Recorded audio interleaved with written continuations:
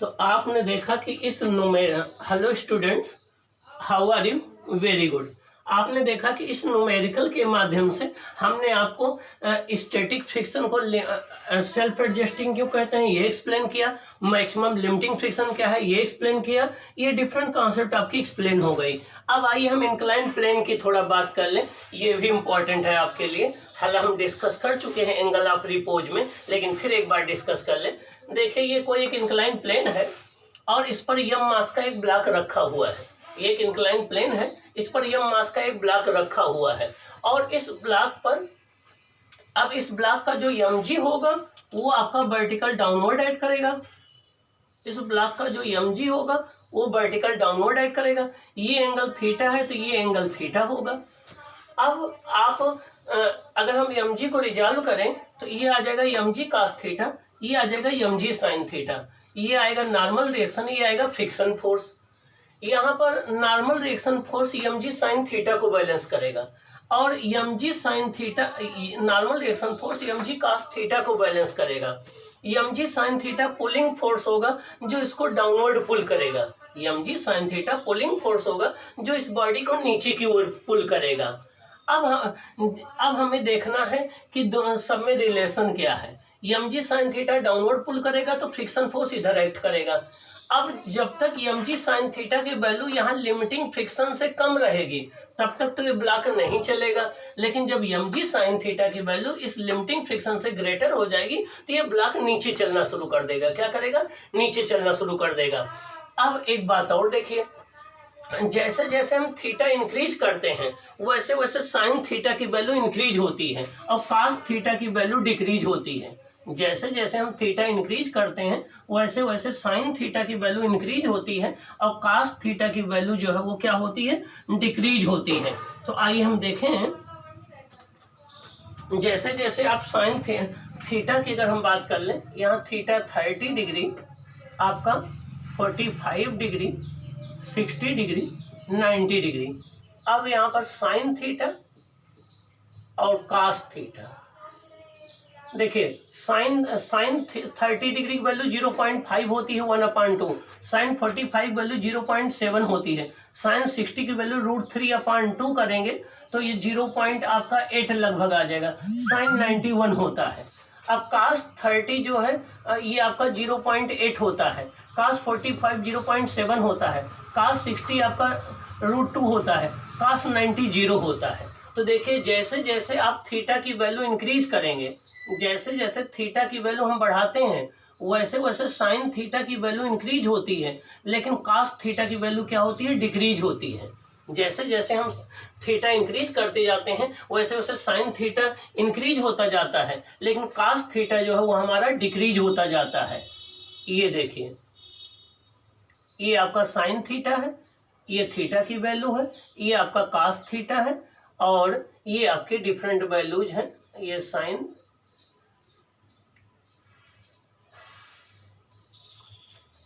अब यहाँ पर देखें जैसे जैसे इसका एंगल थीटा इंक्रीज करते जाएंगे साइन थीटा की वैल्यू बढ़ती जाएगी तो mg साइन थीटा बढ़ता जाएगा तो पुलिंग फोर्स बढ़ता जाएगा और एक ऐसी कंडीशन आएगी कि अगर इस थीटा को उससे जरा सा भी बढ़ा दो तो तुरंत ये ब्लॉक चलना शुरू कर देगा।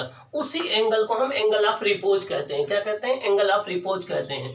इंक्लाइन प्लेन का वो मिनिमम एंगल जिस एंगल से जरा सा भी अगर हम एंगल बढ़ा दें तो उस पर रखा हुआ ब्लॉक चलना शुरू कर देता है, उसे हम एंगल ऑफ रिपोज कहते हैं। अगर उसको हम थीटा नॉट मान लें तो उस थीटा नॉट एंगल पर ये पुलिंग फोर्स लिमिटिंग फ्रिक्शन के द्वारा बैलेंस हो जाएगा। आइए देखें, n equal to mg cos theta, तो n प्रोपोर्शनल cos थीटा होगा।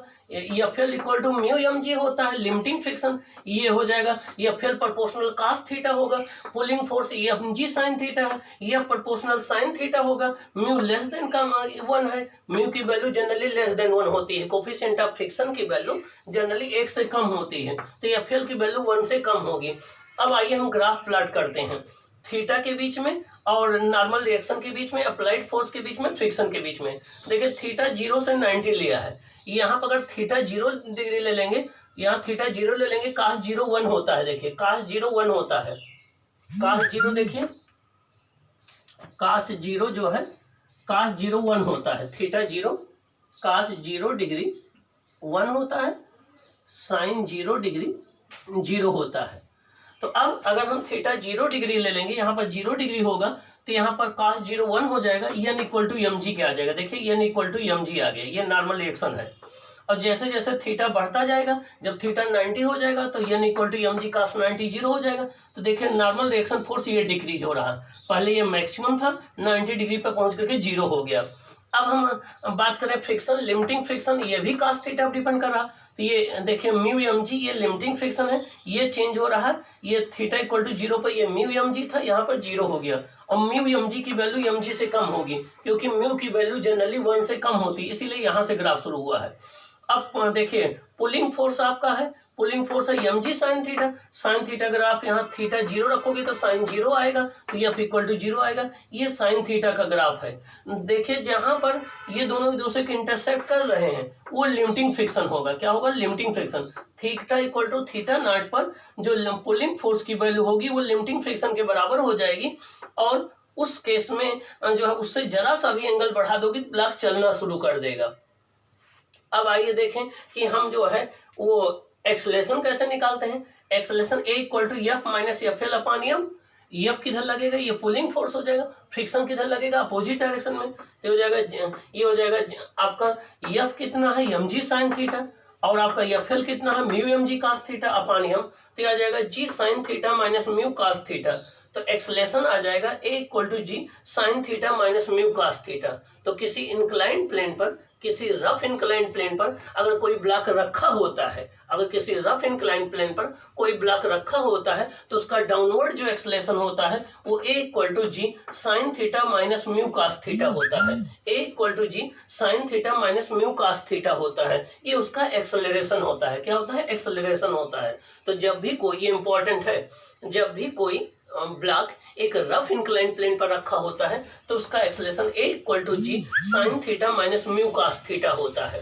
तो ये बात आपको ध्यान रखनी है कि थीटा के चेंज होने के साथ साइन थीटा कास थीटा कैसे चेंज होते हैं, जिससे पुलिंग फोर्स की वैल्यू और नॉर्मल रिएक्शन कैसे चेंज हो रहा है।